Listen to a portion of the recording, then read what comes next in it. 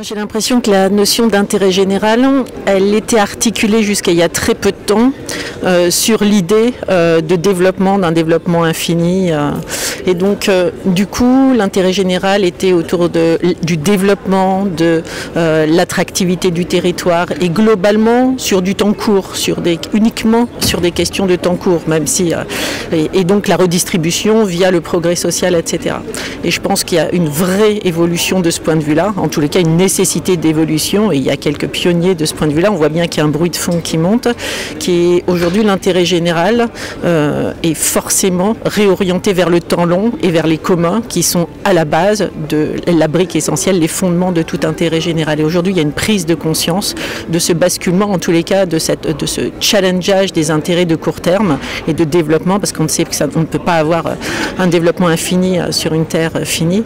Et donc aujourd'hui, oui, l'évolution de l'intérêt général me semble vraiment quasiment civilisationnelle. C'est un vrai changement de paradigme où c'est le temps long et les communs, l'eau, l'air, la terre, la capacité de régénérescence du vivant et le vivant en lui-même qui devient le vrai intérêt général. Merci. Alors moi, clairement, j'appartiens à la génération Mitterrand, c'est-à-dire qu'on était animé par la croyance qu'on pouvait changer la vie et que du progrès économique, technologique et de la justice sociale naîtrait une réduction des inégalités, un développement humain voilà, quasiment infini. Donc ça faisait partie, c'était l'époque où on croyait qu'il suffisait de mieux répartir, mieux redistribuer, mieux organiser les services publics, par exemple avec la décentralisation. Qu'on cherchait l'efficacité en fait et une juste répartition des richesses sur le territoire pour faciliter créer du progrès social. Voilà. Alors il y avait aussi une deuxième dimension qui était une certaine forme de patriotisme économique. Donc l'intérêt général, c'était aussi faire en sorte que on protège les intérêts collectifs représentés par l'acteur public, État et collectivités locales, par rapport à la montée d'un capitalisme multinational, peut-être un peu cynique par certains côtés, en tout cas qui oubliait le territoire. Donc il y avait cette dimension-là. Aujourd'hui, c'est très clair, comme l'a souligné Véronique, les enjeux climatiques, la perte du vivant, la disparition de la biodiversité, la généralisation de la pollution sont des sujets qui rebattent entièrement les cartes de la perception qu'on peut avoir de l'intérêt général aujourd'hui et que, on l'a illustré la semaine dernière en inaugurant le cycle supérieur de la transition de l'INET, voilà, de revoir complètement le logiciel en quelque sorte, y compris de l'action publique, puisque c'est vraiment une révolution qu'il faut accomplir, les élus, les administrations et les rapports qu'on a avec la société, la société civile comme les citoyens.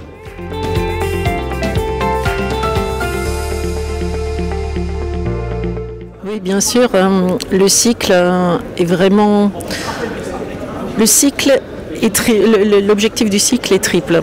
Le premier, c'est de donner les éléments scientifiques de la réalité de la trajectoire sur laquelle nous nous trouvons, parce qu'on a une infobésité de ce point de vue-là, mais qui ne permet pas vraiment d'identifier la trajectoire qui est aujourd'hui vérifiée, qui est unanimement validée par les chercheurs internationaux sur laquelle on se trouve, et donc faire le point sur un peu le choc des données, la réalité de la trajectoire que nous trouvons. Le deuxième, c'est de déconstruire, de montrer en tous les cas que ce qui nous paraît comme de toute éternité, comme des évidences, comme notre rapport à la nature, où on était extérieur et en fait on se rend compte qu'on est un parmi d'autres, est un construit historique. Donc on déconstruit cela pour rentrer dans le nouveau paradigme.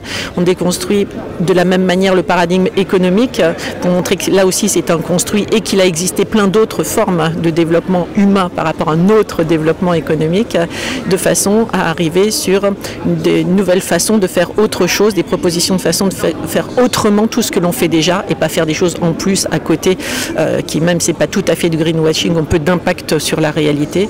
Et donc le sujet, c'est d'essayer de donner des exemples de comment faire autrement tout ce que l'on fait déjà.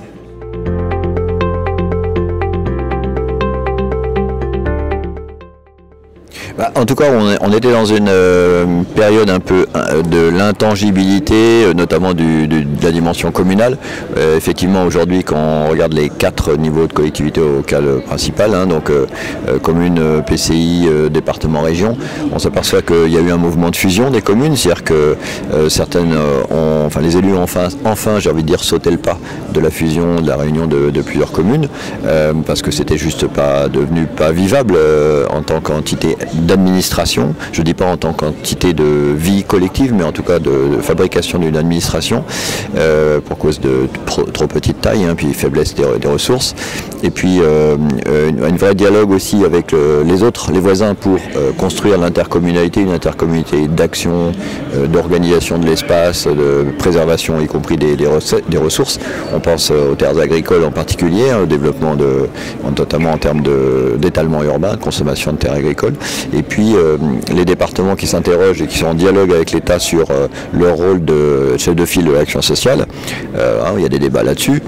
Que resterait-il des départements si, après leur avoir enlevé les dimensions d'aménagement des territoires, on leur enlevait aussi la dimension de structuration et d'animation des politiques sociales.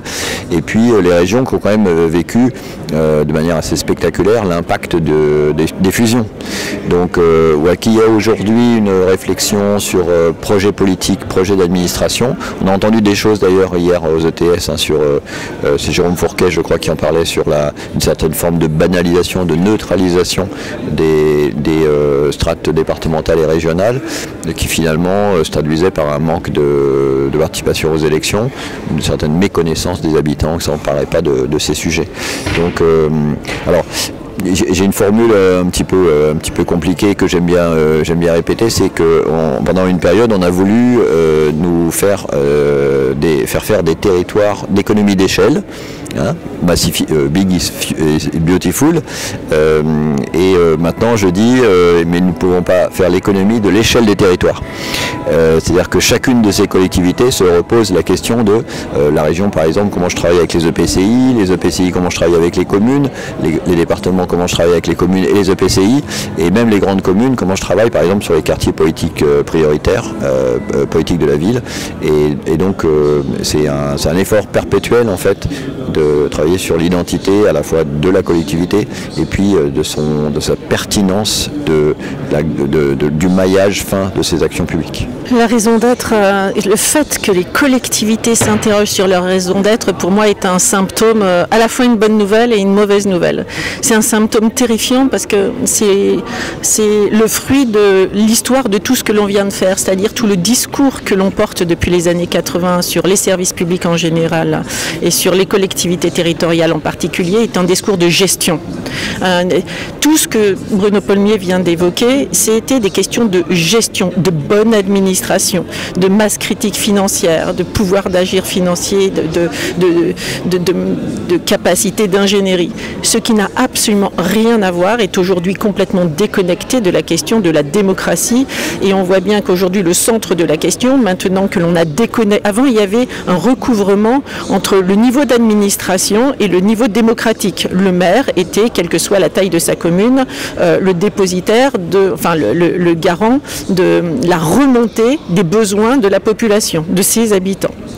Et aujourd'hui, on a gardé bien, heureusement à mon sens, ces 36 000 communes parce que leur niveau démocratique, le niveau de cette connexion rhizomique, d'être à l'écoute, la température de la population est essentielle. On voit bien que les ETS d'ailleurs étaient sur ce sujet. C'est la grande question. Et donc on est complètement schizophrène, c'est-à-dire qu'on a refait le mécano uniquement sur des problématiques de gestion, gestionnaire, technocratique, en déconnectant de la question démocratique, alors que c'est sans doute ce que l'on a le plus précieux en France, c'est 1 million d'élus qui sont les capteurs vraiment de la température de la société. Et donc le fait qu'on se pose la question de la raison d'être est à la fois une très mauvaise nouvelle, c'est-à-dire que la façon dont on a habité la question dans le débat public des collectivités territoriales n'a été qu'une question gestionnaire, et à la fois une bonne nouvelle, c'est que si on se repose la question de la raison d'être, c'est qu'on rentre quand même, on revient à un vrai récit de la question démocratique et du fait que c'est la bonne articulation avec la population. Et donc on repose la question des services publics et des compétences. On essaye, en fait c'est la question de la réarticulation entre la démocratie et la gestion que l'on se pose par la raison d'être. Mais la raison d'être des collectivités en elles-mêmes, c'est forcément le service public. Et là pour moi, il n'y a pas de question de raison d'être. C'est juste la réarticulation entre les deux niveaux.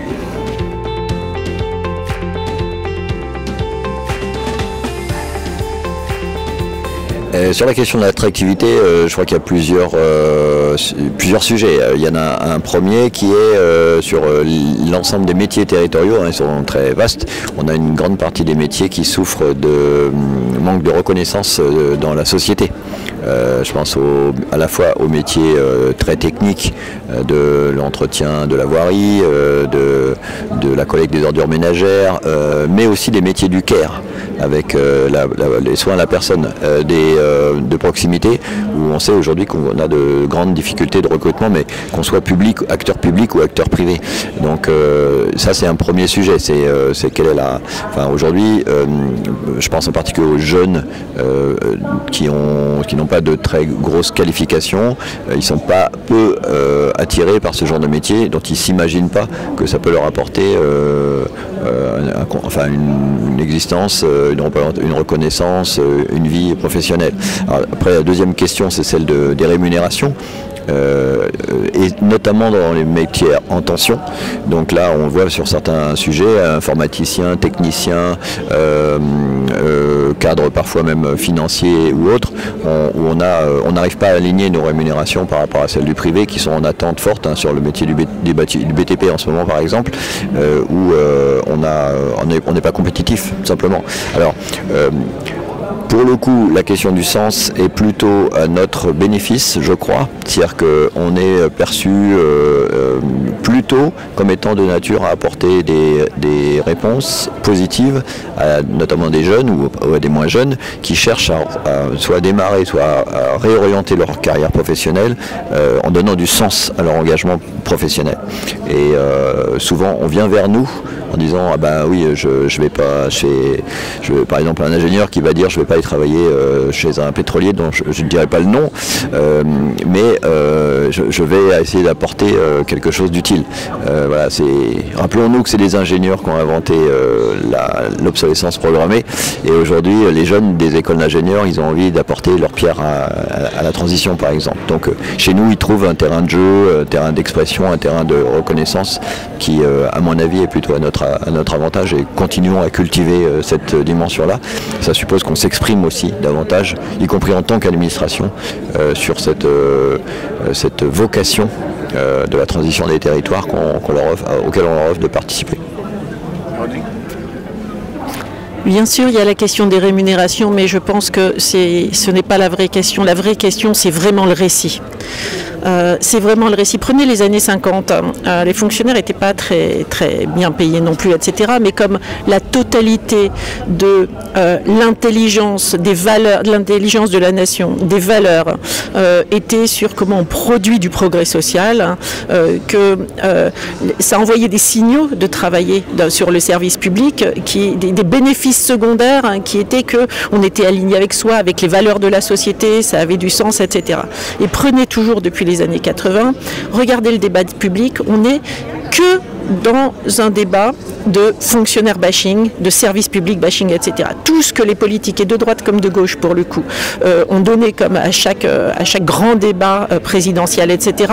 C'était il y a trop de fonctionnaires, il faut dégraisser le mammouth, et puis ils font que 30 heures, ce sont des feignants, etc. etc., etc. C'est-à-dire qu'on a changé de discours depuis les années 80 en faisant en sorte que ce n'était pas moderne, que les valeurs modernes c'était quand même l'enrichissement, que c'était l'individualisme, etc. Mais vraiment quand on regarde les signaux, et donc aujourd'hui on paye ce discours-là, c'est-à-dire qu'on a ringardisé le service public et on a ringardisé tout ce qui est le soin, la modération des salaires au service de quelque chose qui a du sens, etc. etc. Et on voit bien là aussi, c'est à la fois une très mauvaise nouvelle parce que c'est terrifiant. Quand on dit 1 million de fonctionnaires, évidemment on sait très bien que quand on dit est-ce qu'on fait choisir entre un infirmier, un enseignant, un cantonnier, etc. Tout de suite c'est beaucoup. Donc on a réifié les personnes en les enfermant dans une espèce On les a essentialisés, mais on voit bien là aussi qu'on est à un moment de basculement et que on retourne dans le bon sens, me semble-t-il, mais on a encore le curseur vraiment dans les valeurs des années 80, de l'individualisme et de l'enrichissement personnel, mais on voit bien qu'il y a un moment de bascule et qu'on voilà, on retourne. Aujourd'hui, il y a une compétition de discours, hein, et donc à nous, si je reprends votre question juste avant sur la raison d'être, de bien, comment dire, redonner de la chair, savoir raconter ce récit du service public et de l'intérêt général, parce que je pense que c'est nous qui sommes dans le sens de l'histoire, clairement. De toute façon, soit la transition sera prendre soin, soit de toute façon il n'y aura plus d'humanité dans quelques siècles. Donc je pense que c'est à nous de réinventer, de remettre le récit, l'histoire dans le bon sens, parce que l'histoire nous donnera raison.